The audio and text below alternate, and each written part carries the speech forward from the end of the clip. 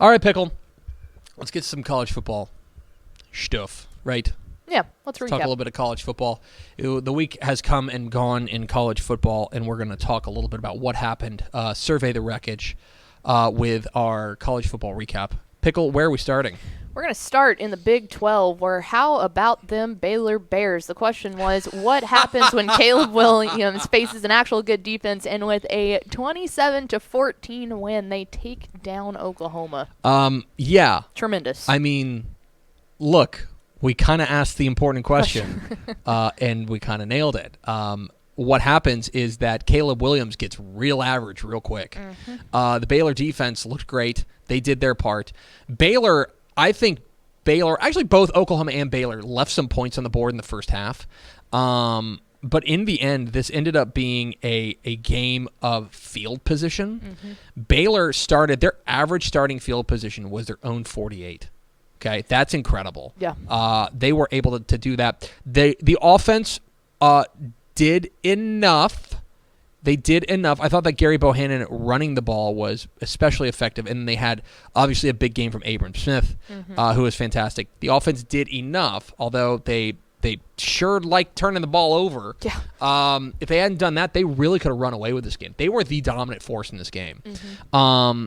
Defense just got after it. They generated 9 sacks. They were all over the place, and Caleb Williams was so flustered and so ineffective that they benched him. They brought in Spencer Rattler. The crowd was chanting Spencer Rattler, and that just shows a program that is confused. It's in a weird spot. Yeah. And so Baylor now is in they're in a spot where they can still make the Big 12 championship game. Mm-hmm. They got to do their part. They got to win out. But with Oklahoma State, depending on how things go, they need Oklahoma State to beat Oklahoma in Bedlam. Yes. And then things get a little bit interesting that maybe with tiebreakers they're able to get in. So a lot on the line here, but they were able to do what, be the best defense that Caleb Williams has faced, and it showed. He looked super normal and super average.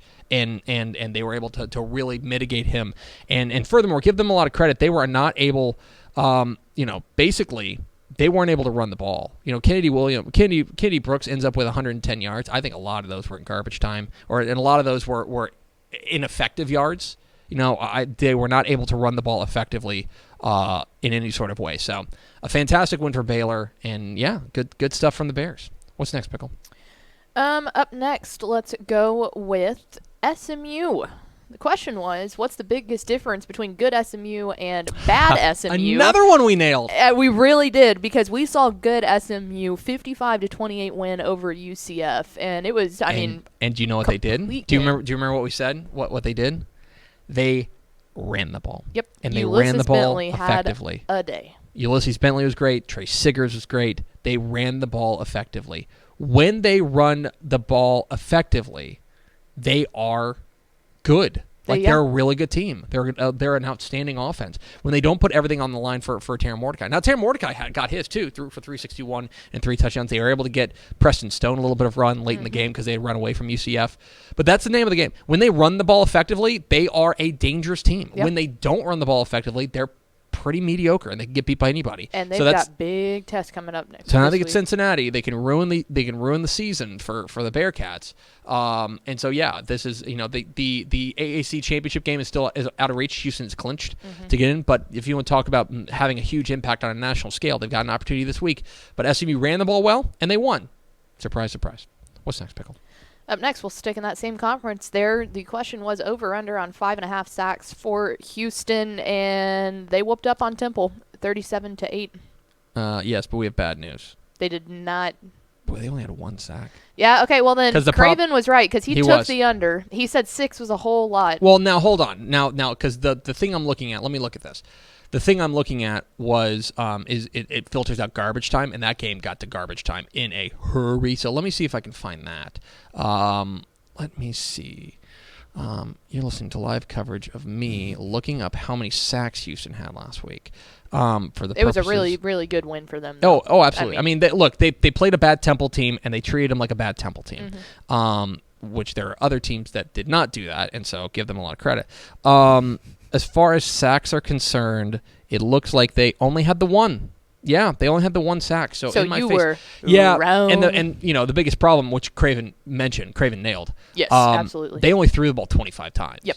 So it just doesn't. To get to 5 sacks, to get to 6, to get to 5 sacks, they would have had to sack them on 1 and have a 20% sack rate. That was not going to happen. No. Right. I guess technically they had 26 dropbacks because they had the 1 sack. So yeah, overall, a dominant effort from Houston. Alton McCaskill, I think Craven said it on Twitter. Alton McCaskill, it's time to stop calling him a future star and just call him a star. Mm-hmm. He's a big-time playmaker. And when they get him going and they don't ask Clayton Tune to go out there and throw the ball 50 times, they're pretty darn good. So yeah, now they get a game this week against a team. Who they play? They should win out. Yeah, they get Memphis. They get Memphis. Memphis is a team that it's been down, scuffling. Yeah. They should win, and they get UConn, and they should launch them into the sun. And then they get the AAC championship game likely against Cincinnati. So big time doings there, and a fantastic win for them over Temple. What is next? Let's head on over to Conference USA. The question was, is Bloom on the hot seat? Bloom. And 42-21 loss against Western Kentucky, but they hung in. They hung in this game. That score doesn't look terrible. No, but they hung in this game, and actually in that first, I want to say at the end of 1, it was like 7-0 Rice or something like that. But then they kind of took flight, and the offense really got going. Bailey Zappi was nuts in this game, which we've become accustomed to. That's just kind of what he does. God, blood, why are you doing that? I hate autoplay. But this is Bailey Zappi threw for 42 and 5. He'll do that on him, and the offense just was never going to keep up. It was always going to be up to the defense to keep them in the ball game. It was 28-0 at halftime, and then they made it. They kind of ran away. Yeah, and the question itself is weird. Is Bloom on the hot seat? Because slightly, we never know how to answer this just in general, but I don't think this game necessarily made it any worse. This game didn't have an effect on that question. They were probably going to lose that game. And then the other thing for Rice is that Rice is such a unique situation because of, I hope Bloom's not listening. It's very clear that, in the grand scheme of things, football is a thing that Rice does. Yes. It is not necessarily the end-all, be-all. It is not It is not like, for example, at Texas A&M, where it is very clearly just a giant priority, right, is football. Rice is just not that way. And so, you wonder, their academic standards alone make it difficult. You remember, it's a big deal. Mike Bloomgren is the head coach there, but he has a title. And his title is hold on, let me see if I can find this real quick. He is the Dunleavy family head football coach. That is a grant that a family has donated money to Rice for the specific purpose of paying the football coach, right? That doesn't happen anywhere else. No. And they do it because that's just the situation there at Rice is that there's the university as a whole is not going to say, let's dump a bunch of money into the football program. So it's an interesting situation. I don't think he's on the hot seat, but they're going to go 3-9 or 4-8 this year, and it'll be ugly. But I don't know. They're such an odd team. That's this year always too. a wins or win. Yeah. As long as you have numbers in the win column, it's kind of okay, right. Good job. What's next, Pickle? Up next, let's head over to Texas State. At this point, what would constitute a successful finish for Texas State? And man, 38-30 against Georgia Southern. Yeah, just don't quit, I think is what we kind of landed on. They almost had it. They had a great opportunity in this game to do it, but in the end, they just were not able to get enough from Tyler Vitt. That's really the big problem. And then look, the defense kind of got gashed in this game to the tune of 441 yards. They were able to Georgia Southern was really able to do a little bit of anything they wanted offensively. I have some questions about the defense, and that brings up a really a difficult conversation, because do you know who the defensive coordinator at Texas State is? No, I do not. It's Zach Spavital. Ah, yes. So things could get real awkward there. Thanksgiving doesn't look fun that way. Things could get real awkward because I think the defense has regressed as the season has gone on. It's not the only thing that's wrong, but there needs to be changes down there at Texas State. I will say that we talked about what constitutes success is don't quit. I don't feel like they quit in this game. I feel like they fought till the end, and so that's certainly something. But certainly a disappointing season there or disappointing result there in a game that you probably could have won there against Georgia Southern. And I guess the don't quit works perfectly with don't quit in the rest of the game. Yes. You know, like don't quit on the season just because this one didn't necessarily go your way. Exactly right. What's next, Pickle? Up next, back to Conference USA, and boy, howdy, you could not have been more wrong on this question. Oh my gosh. Question was, UTSA, you want to see a dead body? Talk about playing with your food. 27-17, they pull it out against Southern Miss. And when we say pull it out, like it was 17-17 in the fourth quarter. They legitimately almost flubbed their entire season on this. I mean, they were against probably the worst team in Conference USA. An objectively bad team. I mean, they're objectively bad. And I don't know what happened. I'll be honest. I've seen 0 plays from this game. I'll be honest, because I was at a wedding and I got like basically an alert that said like, hey, check out the fourth quarter of this game. It's 17-17. I was like, whoa. Yeah, literally in the second half, Craven said, "I'm gonna puke." I mean, here's the thing. They were not able to run the ball with any sort of effectiveness at all. Like, give credit to Texas Southern or Southern Miss. They were able to shut down the running game. And so then a lot of it came down to Frank Harris. And Frank Harris, you know, he's not the guy you want out there to say, we need you to go win this game for us. They need to have that balance offensively. Now, look, all's well that ends well. The defense held them in the game when the offense was just peeing down their leg all game. They turned the ball over 3 times. It was an ugly affair. Now, what do we say on this show? Win your clunkers. Win your clunkers. This was a clunker. And maybe there was a lot of look ahead to next week against UAB. Maybe there was. They escape. They get the win. They don't ask you how. They ask you how many. They're 10-0. This is the second time that they've played against a team that they're a lot better than and played them super close. Remember, they played against UNLV really close too, and UNLV is butt. Yes. So yeah, it will be a very huge game this week. There's no worries about getting motivated for this game. No. But this was certainly, I would say, the worst performance of the year for UTSA.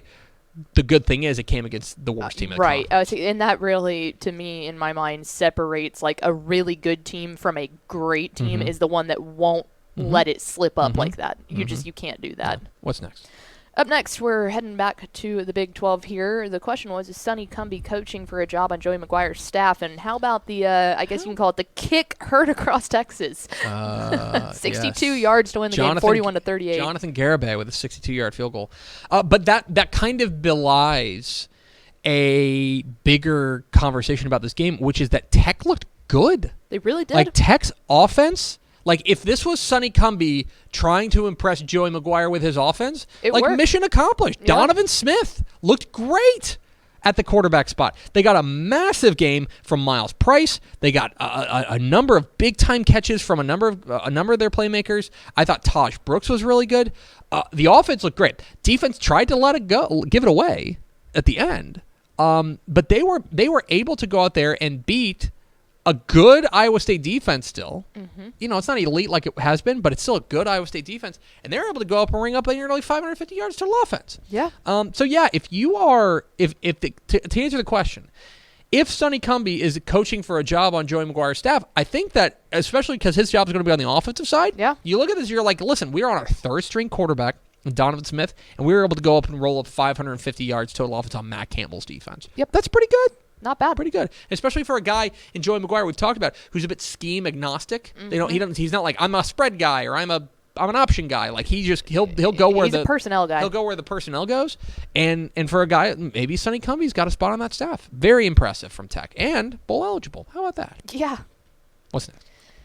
All right, we got a twofer here. It was a Pick'em Miners or Mean Green and Caw. 20-17. They tried their darndest to hand this one to UTEP at the very end, but they held off. Ethan Mooney's kick made it work. Yes, so they get the win. This was an ugly game. This is a real sickos game. Yes. I was there. I thought the best player on the field was probably maybe Roderick Burns for North Texas. He was really good in this game. He was really good, yeah. Austin Aune had a good game on the ground. Like, he really got his legs going. This is super disappointing for UTEP. Yeah. Because... Now, Cowing had a good pretty good game. He's incredible. He really is. That's a Sunday player. Yeah. But in the end, for UTEP now, the question is going to be like, who's your best win against? Right. Because they've beaten up on a bunch of teams they're better than. Mm-hmm. They get Rice. Is it this week? Yes, I believe so. I think they get Rice this week. I'm gonna look that up. That's going to be the real litmus test. 'Cause if you spit at the bid against Rice, then you're in trouble. Yeah, Rice and then UAB. So it's like you desperately need this before you go face off against a UAB team that could be playing for revenge. Great win for North Texas. There's a little bit of momentum behind that program. Maybe they figure something out, but for UTEP, this has got to be pretty disappointing. What's next, Pickle? Over to the SEC we go. Texas A&M. What percentage chance do you give A&M of winning the SEC West? And I can tell you now. Drop it 29-19 against the Fighting Lincolns. I can tell you now. It's poor. 0. It's not effectively 0. There is a chaos scenario in which like Alabama loses out and like Ole Miss loses out. 0.1. It's 0.1. But they gave away any sort of opportunity they had this week with their loss to Ole Miss. And guys, I'll just keep banging this drum, guys. I like Zach Calzada, but why is he throwing the ball 41 times a game? Why is he throwing the ball 41 times? This is 42 times. You know what this is? This is literally last year when we would talk about Max Duggan. It's like he's fine.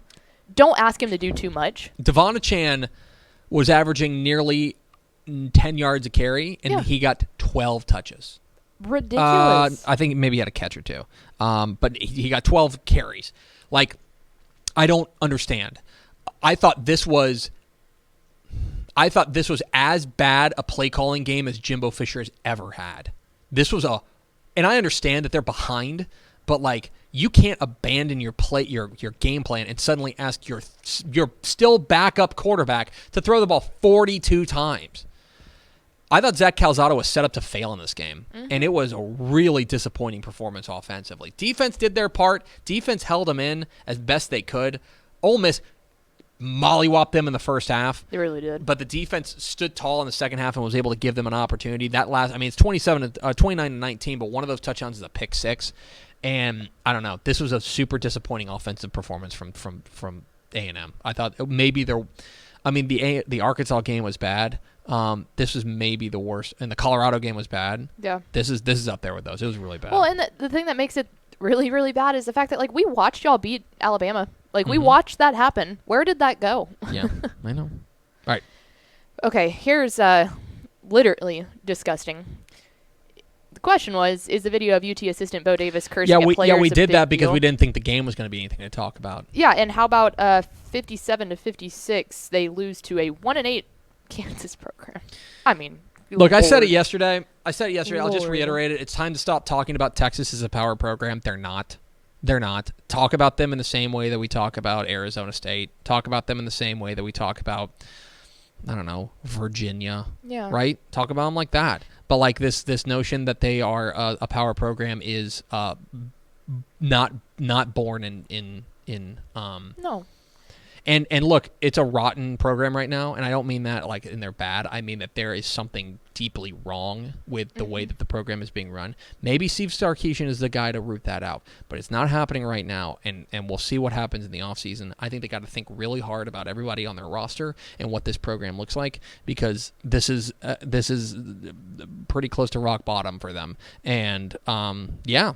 Well, and like lame. Times aren't getting easier by any stretch. Like there was a meme that came out on Twitter the other day, and it was the guy licking his lips, and it was like Vanderbilt looking at Texas coming, and that seems like crazy. Like there's no way Vanderbilt's terrible. So is Kansas. Yep. And you drop one at home. Yep. Like turn the ball over 4 times. Yeah. Gross. What's next?